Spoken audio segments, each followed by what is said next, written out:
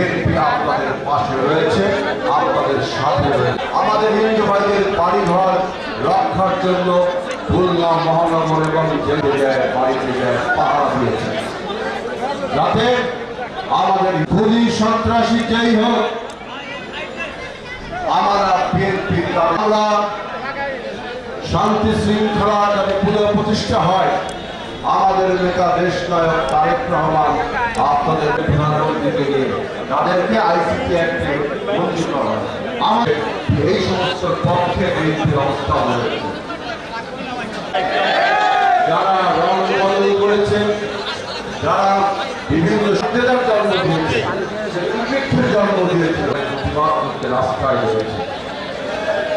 আমরা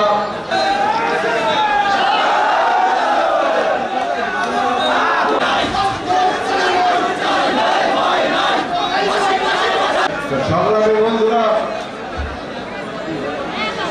আজকে